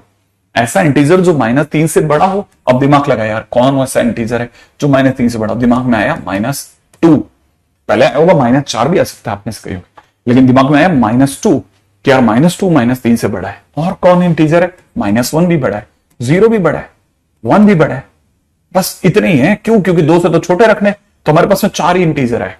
जैसे ही मेरे पास 4 इंटीजर है मैं तुरंत दिमाग लगाऊंगा कि यार मेरे 4 इंटीजर्स में जो मेरा आंसर आ रहा है वो कैसा है? किसी भी ग्रेटेस्ट इंटीजर x से -2 तभी आता है जब x -2 से 1 तक जाए। -1 आंसर तभी आता है जब x -1 से 0 तक जाए। ये 0 आंसर तभी आता है जब 0 से 1 तक जाए। और ग्रेटेस्ट इंटीजर x से 1 तभी आता है जब 1 से कहां तक जाए? 2 तक जाए। इसका मतलब मेरा जो आंसर है वो 2 से छोटे x से बन जाएंगे। माने मेरा जो x है, इस सबके लिए x कहां से कहां तक दौड़ा? x दौड़ा है -2 से लेके +2 के 20 तक, यहां तक दौड़ेगा। तो इसके बाद I will recommend this x, ऐसे दिमाग चलेगा। एक एक क्वेश्चन धीरे धीरे धीरे धीरे निकालो आप। जैसे जैसे करेगा ना शिवानंद, वैसे वैसे सही आंसर आना चालू होगा, धीरे धीरे आएगा। ठीक है, अच्छा अब आगे बढ़ते हैं नेक्स्ट पॉइंट की ओर। अगला सुनना। अब जैसे क्वेश्चन में किसी ने दे दिया कि greatest integer x is greater than equal to 2, मान लो ऐसा दे दिया, तो इसे कैसे पढ़ेंगे? ऐसा इंटीजर, ये तो फिक्स है, ये तो रटना है कि ऐसा इंटीजर जो 2 एंड 2 से बड़ा हो, सही ना, 2 और 2 से बड़ा हो। अब 2 और 2 से बड़ा हो में 2 खुद शामिल है, ऐसा इंटीजर है ना, 2 खुद भी है, क्योंकि 2 से बड़ा बराबर तो हो ही सकता है। फिर उसके सिवा 3 भी है, 4 भी है, 5 भी है, 6 भी है, और फिर तो इनफिनिट तक है। अब जैसे हमारे को समझ में अच्छा ग्रेटेस्ट इंटीजर ने सारे इंटीजर दिए, तो जरूर x कहां से कहां तक दौड़ा होगा? 2 लाने के लिए 2 से 3 तक गया होगा। 3 ग्रेटेस्ट इंटीजर x आया है, तो जरूर x अंदर का 2 3 से 4 तक गया होगा, x अंदर का 4 से 5, 4 से 5, 5 से 6, और फिर तो ये पीछे तक जाता रहा होगा, क्योंकि ये तो लेफ्ट से राइट जाता ही रहेगा, इंटीजर आते रहेंगे, आगे जाता रहेगा। माने इसको अगर कोई बताएगा नंबर लाइन से, तो आंसर क्या बोलेगा?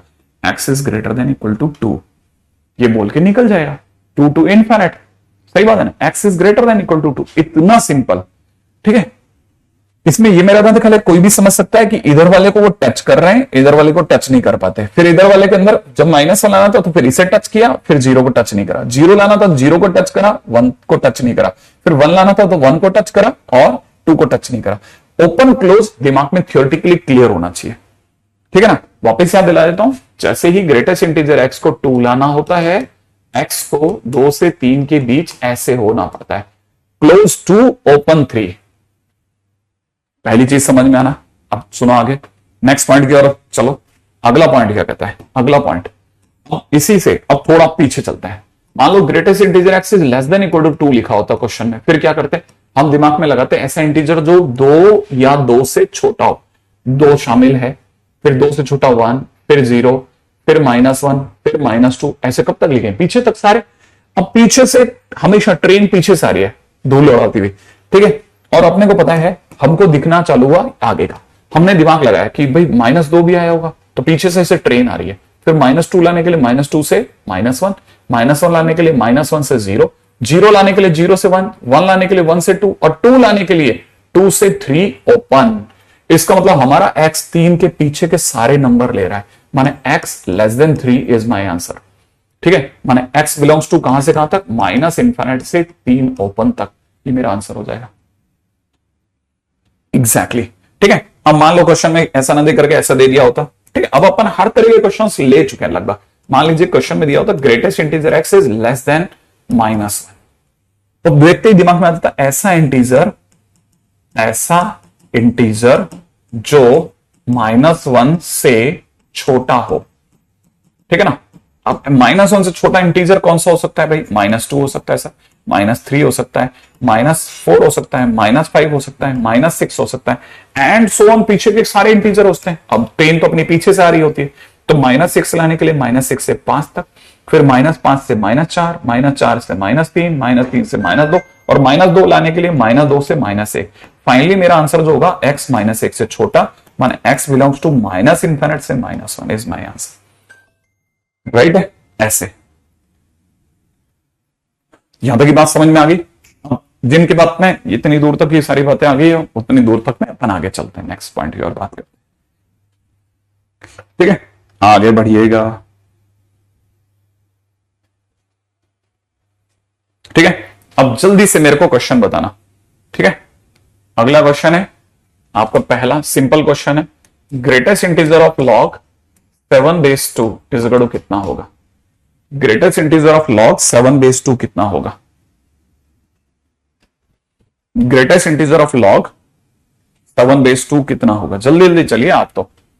आप इस पे दिमाग मत लगाओ कि कितना लेवल तक जाएगी। लेवल तो मतलब आर पार निकल जाएगा, आपकी श्रद्धा नहीं होगी जहां पे, वहां जहां आप आंखें बंद कर दोगे वहां पे अपन खड़े मिलेंगे।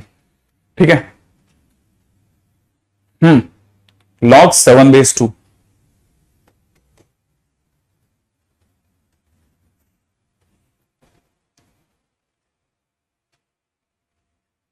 हो गया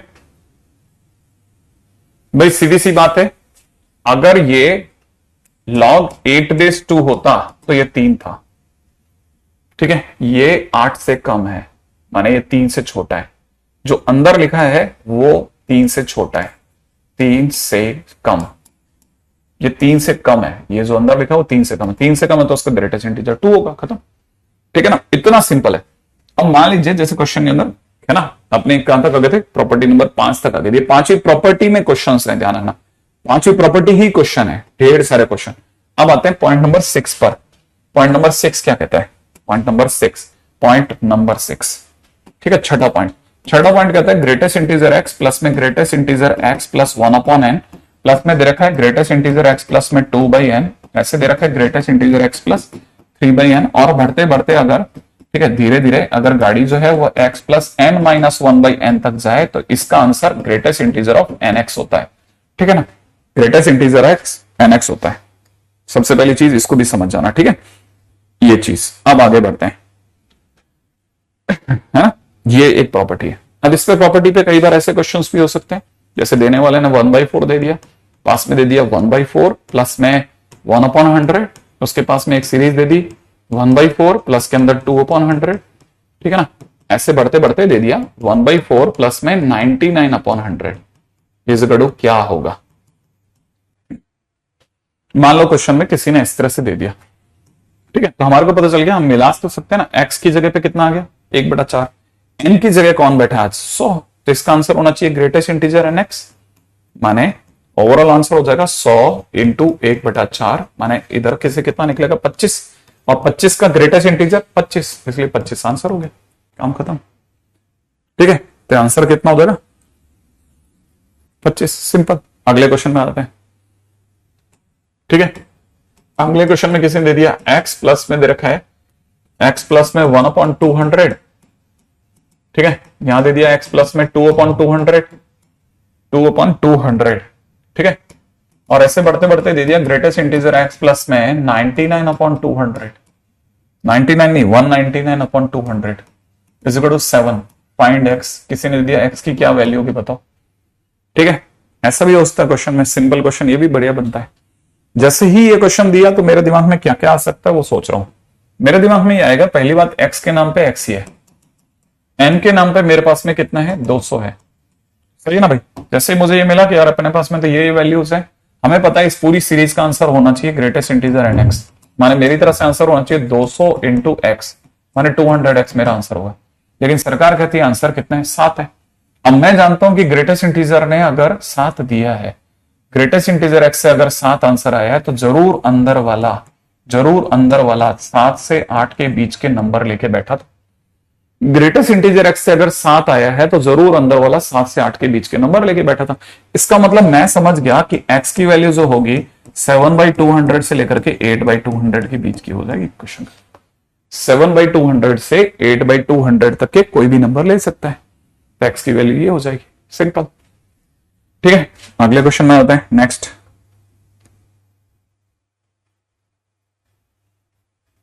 अगला क्वेश्चन। ठीक है, अगला क्वेश्चन क्या कहता है?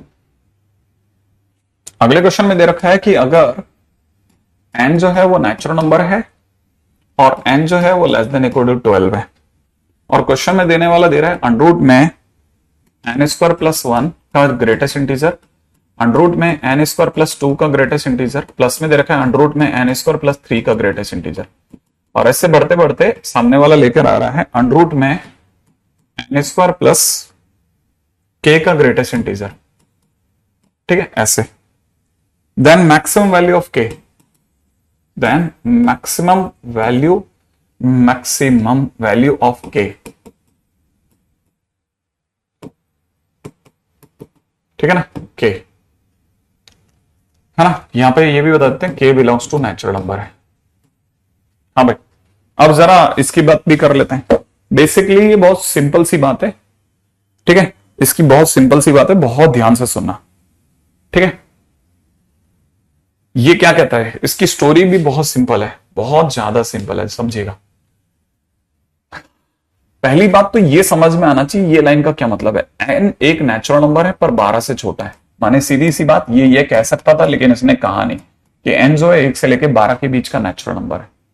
n जो है वो 1 से 12 के बीच का नेचुरल नंबर है, माने n अपने आप में 1 भी हो सकता है, 2 भी हो सकता है, 3 भी हो सकता है, इससे लेके 12 तक का कोई भी नंबर हो सकता है।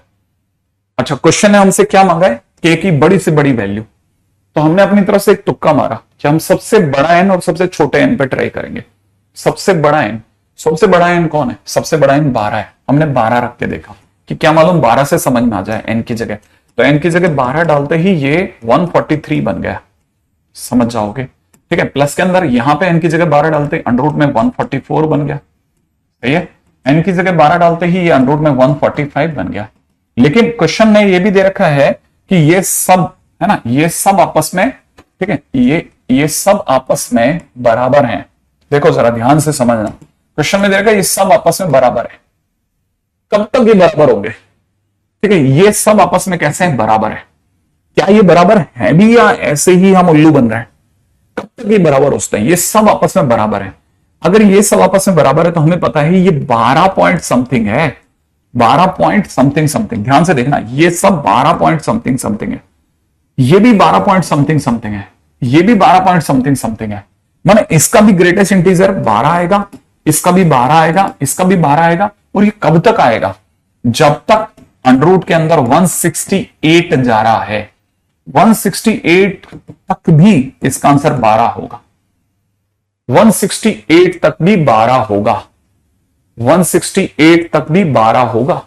ध्यान से सोचना, 168 तक भी 12 होगा, ध्यान से सोचिएगा। जैसे ही 169 लगा, 169 का ग्रेटेस्ट इंटीजर 13 दे देगा, और 13 12 के बराबर नहीं बैठेगा। माने मैं n की जगह 12 लेके बैठा हूं तो मेरे को समझ में आया कि मैं स्टार्ट हुआ था 144 से। ये गलत हो रहा है सर, क्या कहते हो आप? क्या ये मिस्टेक है? Yes exactly. इसीलिए सभी लोग जो है बिल्कुल सही बोल रहे हैं, बिल्कुल बिल्कुल बिल्कुल बिल्कुल सही बोल रहे हैं। मैं इतनी देर से आप में से कई लोगों का यही नजरिया देख रहा था, बस बेस्ट है बेस्ट। आप में से कई लोगों ने अभी थोड़ी देर में अलार्मिंग सिचुएशन तक ले आए थे मुझे। ये भी गलत है, कर दूं? क्या यहां से सही है? जल्दी जल्दी बताना, क्या यहां से सही है भाई? क्या यहां से सही कर दूं? सोच के बोलना, क्या यहां से? अरे अरे जल्दी जल्दी जल्दी बताओ जल्दी, क्या यहां से सही है? क्या यहां से सही कर दिया मैंने फटाफट? हाँ भैया, क्या यहां से सही है? आप बोला हाँ सर 145 होगा ना पहले रूट में। तो अब पहले अंकित, बढ़िया शानदार जवाब। तो देखो साहब, पहले रूट में जिस दिन मैं यहां पे 1 रखूंगा, ठीक है, फर्स्ट रूट के अंदर जैसे ही मैं यहां पे 1 रखूंगा, ये कितना हो जाएगा? 145, 145 का ग्रेटेस्ट इंटीजर। अगला वाला कौन होगा? 146 का ग्रेटेस्ट इंटीजर। वाह, अगला कौन हो जाएगा? अंडर रूट में 147 का ग्रेटेस्ट इंटीजर। क्या ये सब, क्या ये भी 12 देगा? क्या ये भी 12 देगा? क्या ये भी 12 देगा? हाँ, ये सब बराबर होंगे, और 169 जाते जाते रुक जाएगा।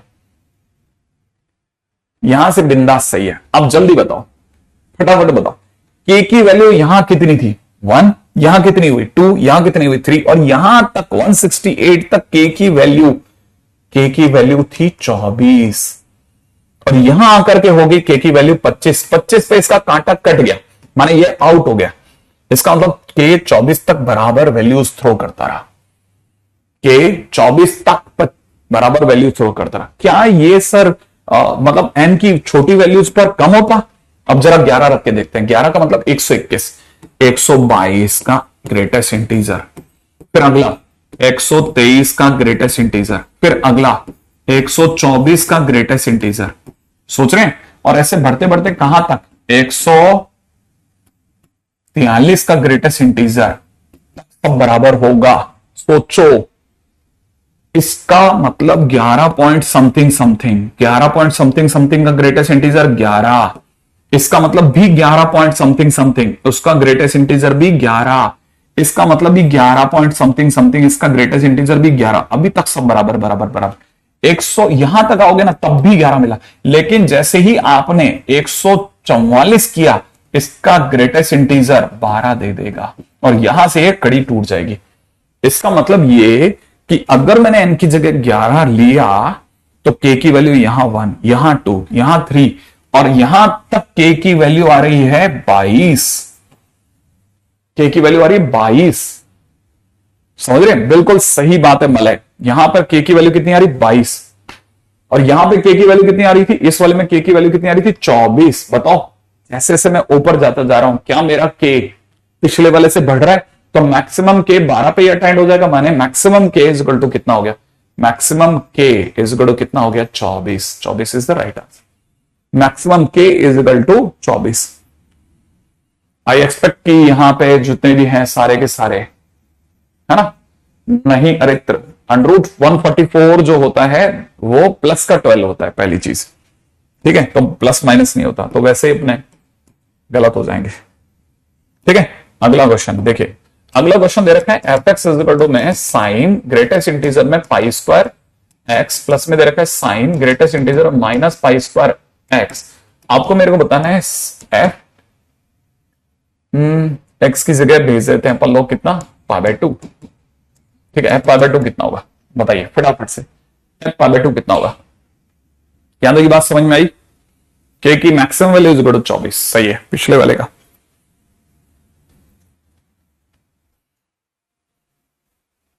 अगला क्वेश्चन, अगला क्वेश्चन, अगला क्वेश्चन, अगला क्वेश्चन, जल्दी से, बिल्कुल चिल्लर क्वेश्चन है, फटाफट सोचना है।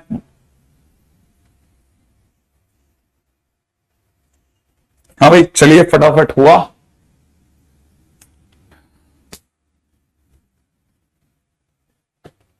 आगे बढ़ जाए।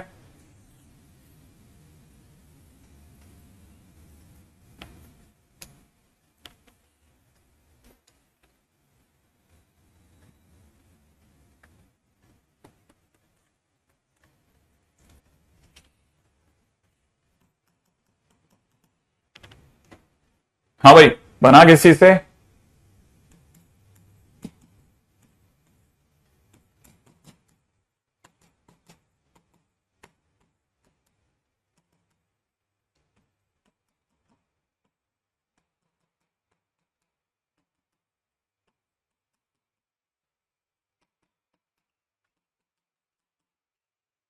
मेरा तो एफ एक्स भी आ गया, देख लो। कुछ नहीं, पाई की मतलब 3.14, उसका स्क्वायर करा कुछ 9.8 समथिंग, कुछ दिमाग में आया। उसका ग्रेटेस्ट इंटीजर 9, और अगर माइनस वाले की बात करें तो उसका ग्रेटेस्ट इंटीजर -10 देगा, तो माइनस तो बाहर आ जाएगा। अब आपको क्या रखवाना है? π/2। π/2 रखते ही यहां हो जाएगा साइन 9π/2, और यहां से देखा जाए तो माइनस में साइन 10π/2 माने 5π, साइन 5π तो 0 हो जाएगा। अच्छा, रही बात 9π/2, तो वैसे देखा जाए तो 4 का भाग लगने पे 1 बचता है, लेकिन फिर भी आप ऐसा ऐसा दिमाग लगाना है ना, ऐसे चलना है, ऐसे ऐसे। जैसे आप ऐसे जाओगे ना तो आपको पता चलेगा ये जगह आ गई π/2, ये जगह आ जाएगी 5π/2, ठीक है, ये जगह आ जाएगी 9π/2। ठीक है, 9π/2 का आपकी वैल्यू कितनी आ रही है? 1। इसका तो 1 - 0, इसलिए answer is 1। That is why answer is 1 basically. ठीक है, ऐसे। ठीक है, π/2 फिर 4 दूरी पे, फिर 4 दूरी पे, ऐसे चलेगा। ठीक है, अगला क्वेश्चन करते हैं। बहुत सिंपल क्वेश्चन है ना, बेसिक बेसिक सा क्वेश्चन है। ठीक है, नेक्स्ट क्वेश्चन में दे रखा है, हाँ भाई क्वेश्चन में दे रखा है f x is equal to में, एफ एक्स नहीं दे रखा, सॉरी। ठीक है, क्वेश्चन में दे रखा है ग्रेटेस्ट इंटीजर ऑफ ठीक है, क्वेश्चन में दे रखा है greatest integer of x, plus में दे रखा है ग्रेटेस्ट इंटीजर ऑफ एक्स, ठीक है, प्लस दे रखा है ग्रेटेस्ट इंटीजर ऑफ एक्स, ऐसे is equal to 6, find x belongs to, क्या होगा? एकदम बच्चों वाला क्वेश्चन है। क्या करना है? बहुत ही आसान सा एक जवाब, बस इस एक्स को फील आ रही है कि ये भाई इंटीजर है, क्योंकि ग्रेटेस्ट इंटीजर इंटीजर देगा। ग्रेटेस्ट इंटीजर क्या देगा? इंटीजर देगा। इंटीजर देने की बात सुनते ही ये क्या करेगा? ये इसे बाहर निकाल देगा कि भैया 1 मिनट बाहर जाना, और जैसे ही बाहर जाएगा पीछे से अपना दरवाजा बंद कर लेगा। अब ये एक्स जो है, ये वाला एक्स, ये इन दोनों की हरकत देख रहा है, उसे पता है अब ये दोनों क्या देंगे? इंटीजर देंगे। ये इन दोनों को कहेगा बाहर जाना, ये दोनों जैसे ही बाहर जाएंगे पीछे से अपना दरवाजा बंद कर लेगा। फाइनली हमारे पास में 3 ग्रेटेस्ट इंटीजर एक्स बराबर 6 हो जाएगा, माने ग्रेटेस्ट इंटीजर एक्स की वैल्यू 2 हो जाएगी। और ग्रेटेस्ट इंटीजर एक्स अगर 2 दे रहा है तो जरूर अंदर वाला एक्स 2 से 3 के बीच का नंबर रखेगा, तो जरूर अंदर वाला एक्स 2 से 3 के बीच का नंबर रखेगा। ठीक है, बहुत सिंपल सी बात है, बहुत ही अच्छी सिंपल साधारण सी बात है। अब आगे बढ़ते हैं, नेक्स्ट पॉइंट के ऊपर बात करते हैं, अगला। ठीक है, अगर किसी ने f x is equal to में सपोज कीजिए 1 अपॉन, अगर f x is equal to में किसी ने अंडर रूट में ग्रेटेस्ट इंटीजर एक्स का स्क्वायर माइनस में 3 ग्रेटेस्ट इंटीजर एक्स प्लस 2 और देकर के अगर किसी ने डोमेन पूछ लिया कि डोमेन बताओ क्या होगा, तो डोमेन कैसे सोचेंगे? मान लो किसी ने अब इसका डोमेन पूछा कि इसका डोमेन क्या होगा। ठीक है, तो हमको पता ही ये क्वेश्चन किसका है, अंडर रूट का क्वेश्चन है ना। अंडर रूट का क्वेश्चन सुनते ही हमारे को पता चल जाएगा कि अंदर वाले को भैया ग्रेटर देन इक्वल टू 0 रखो, बस और कुछ मत करो, अंदर वाले को ग्रेटर देन 0 रखो। तो जैसे आप अंदर वाले को ग्रेटर देन 0 रखोगे, ये क्वाड्रेटिक है, इसके फैक्टर आ जाएंगे। सही है, greatest integer x -1 greatest integer x -2 is greater then 0। 2 bracket देखते ही दिमाग में भाला आ जाएगा, भाला बाहर की ओर है। अब भाला अगर बाहर की ओर है तो बड़े से बड़ा, यहाँ पे बड़ा तो 2 है, तो मैंने ग्रेटेस्ट इंटीजर एक्स 2 से बड़ा, यूनियन छोटे से छोटा, छोटा यहाँ पे 1 है, तो ग्रेटेस्ट इंटीजर एक्स 1 से छोटा हो जाएगा। जैसे ही आया हमारे दिमाग में आएगा, अरे ग्रेटेस्ट इंटीजर इनइक्वलिटी के साथ सर ने सिखाया था 2 शब्द बोलने, ऐसा इंटीजर वाला, तो ऐसा इंटीजर जो 2 या 2 से बड़ा हो। ठीक है, तो दोनों की बातें सुन लेते हैं भाई। ये वाली पार्टी क्या कहती है? ये वाली पार्टी कहती है ऐसा इंटीजर, ठीक है ना भाई, ऐसा इंटीजर जो 2 या 2 से बड़ा हो, माने 2, 3, 4, 5 सब आ जाएंगे। और अगर सारे आएंगे तो हमको पता है हमारा एक्स कहां से कहां तक दौड़ेगा, 2 लाने के लिए 2 से 3, 3 लाने के लिए 3 से 4, 4 लाने के लिए 4 से 5 एंड सो ऑन, ये सारी दौड़ हो जाएगी। अच्छा, और इधर क्या होगा? इधर वाले की इधर देखते हैं। ये कह रहा है ऐसा इंटीजर जो 1 या 1 से छोटा हो, 1, 0, -1, -2, -3 ये सब आएंगे। और इसके लिए ट्रेन कहां से आएगी? ट्रेन आएगी पीछे से, सही है ना। -3 के लिए -3 से -2 तक जाएगी, -2 के लिए -1 तक जाएगी, -1 के लिए -1 से 0 तक जाएगी, 0 के लिए 0 से 1 तक जाएगी, 1 लाने के लिए 1 से 2 के पहले तक रुक जाएगी। और हमें करना है दोनों के बीच यूनियन, और जिनको यूनियन आता है वो जानते हैं कि ओवरऑल फंडा क्या है ना। ओवरऑल फंडा ये है कि अगर देखा जाए तो 0, 1, 2, 3, 4, 5, 6 पीछे -1, -2, तो जो हमारी ट्रेन थी वो यूं आ रही थी, आते आते इसने 2 पे क्लोज मारा, 2 पे ओपन मारा, और दूसरे ने इसी पर क्लोज मार करके पीछे ले गया।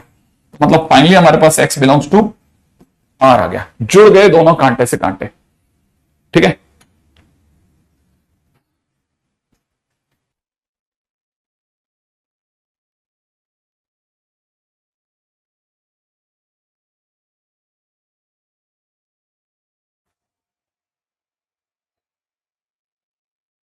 राइट है, x बिलोंग्स टू R आ गया, R। ठीक है, क्योंकि यूनियन करा है हमने, यूनियन यूनियन यूनियन में जोड़ते हैं।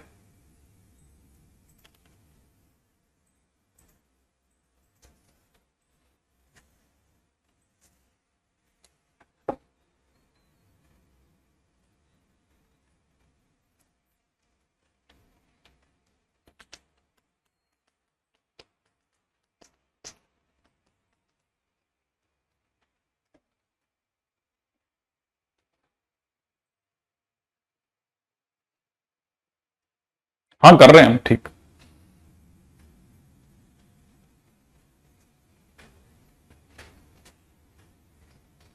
कर रहे हैं, ठीक कर रहे हैं, कर रहे हैं। 2 मिनट दीजिए, बस सिर्फ 2 मिनट, मंजो 2 मिनट।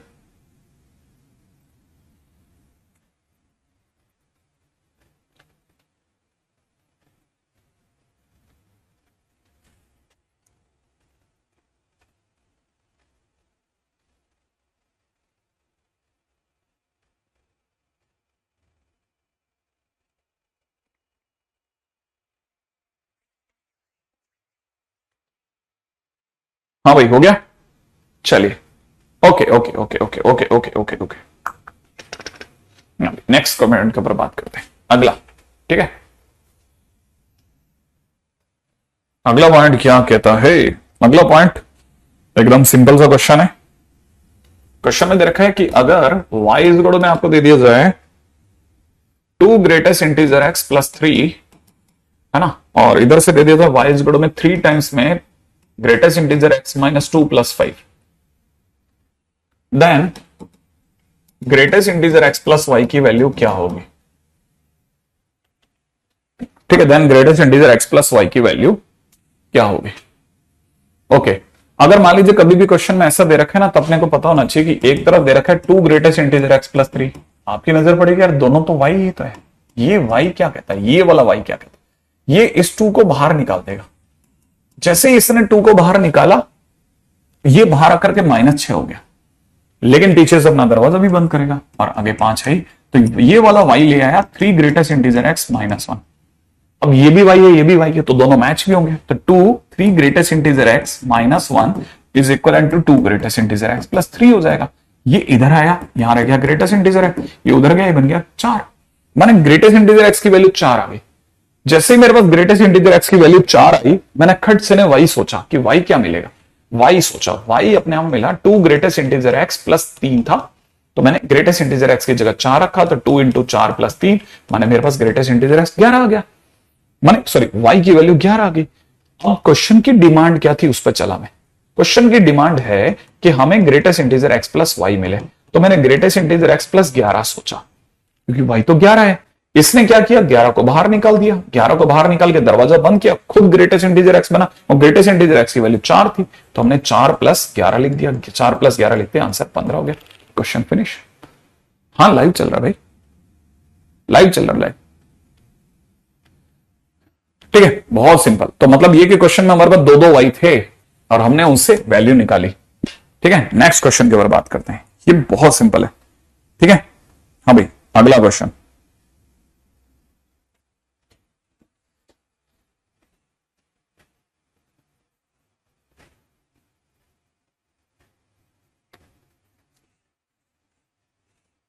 हाँ भाई, जैसे किसी ने क्वेश्चन में पूछा कि find range of y is equal में cos inverse greatest integer x।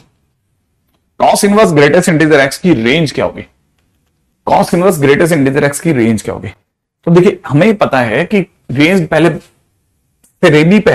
सबसे पहले तो इस पे बात कर ली जाए कि cos इनवर्स को चाहेगा नहीं क्या? चाहेगा। cos इनवर्स हमेशा चाहेगा कि ग्रेटेस्ट इंटीजर x जो है अंदर बैठा हुआ वो 1 और -1 के बीच में रहे, और जैसे ही वो ये चाहेगा, हमको समझ में आएगा ऐसा इंटीजर जो -1 से 1 तक हो।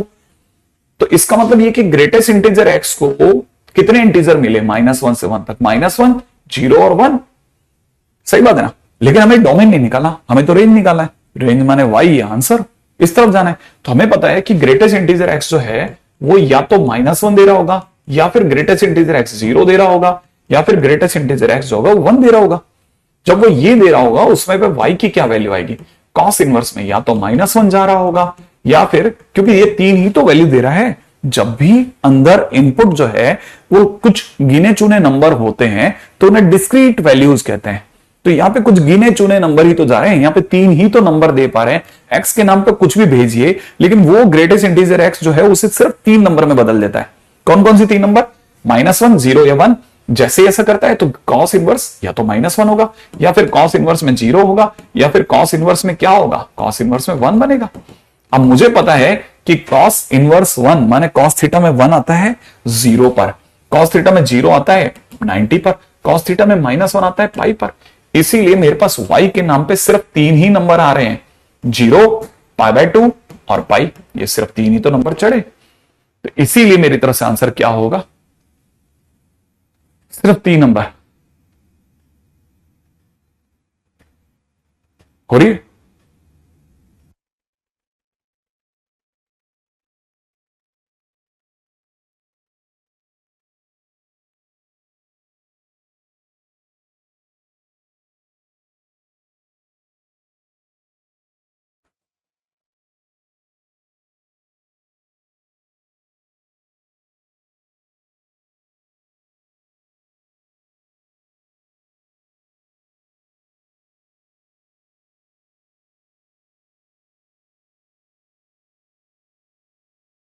हाँ लैगिंग हो रही है, हमारे को पता चला, यहाँ पे पता चल रहा है लैगिंग हो रही है। इस समय पे तो एक ही चॉइस है कि क्लास क्लोज करी जाए, लेकिन मैं सोच रहा हूं कि एक मिनट डाल के रख देता हूं, रिकॉर्डिंग में देख लेना है ना।